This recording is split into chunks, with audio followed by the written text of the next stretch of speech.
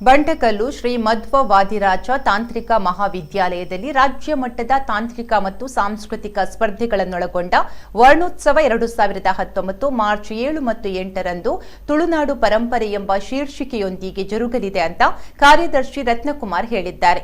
ವಿದ್ಯಾರ್ಥಿಗಳ ಸರ್ವಾಂಗೀಣ ವ್ಯಕ್ತಿತ್ವ ವಿಕಸನದ ಉದ್ದೇಶದಿಂದ ಏರ್ಪಟ್ಟಿರುವ ಉತ್ಸವದಲ್ಲಿ ರಾಜ್ಯದ ವಿವಿಧ ತಾಂತ್ರಿಕ ಮಹಾವಿದ್ಯಾಲಯಗಳ ಸ್ಪರ್ಧಾಳುಗಳು ಭಾಗವಹಿಸಲಿದ್ದಾರೆ.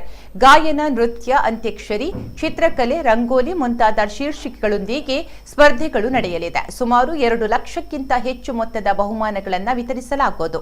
ಉಡುಪಿಯ ಶ್ರೀ ಸೋದೆ ಮಠದ ಮಠಾಧೀಶರಾದ ಶ್ರೀ ವಿಶ್ವವಲ್ಲಭ ತೀರ್ಥ ಶ್ರೀಪಾದರ ಉಪಸ್ಥಿತಿಯಲ್ಲಿ ನಡೆಯಲಿರುವ ಕಾರ್ಯಕ್ರಮದಲ್ಲಿ ವಿದ್ಯಾರ್ಥಿಗಳ ಸರ್ವತೋಮುಖ ವ್ಯಕ್ತಿತ್ವ ವಿಕಸನವನ್ನು ಗಮನದಲ್ಲಿಟ್ಟುಕೊಂಡು ಹೆಚ್ಚಿನ ವಿದ್ಯಾರ್ಥಿಗಳು ಭಾಗವಹಿಸಬೇಕೆಂದು ಹೇಳಿದರು.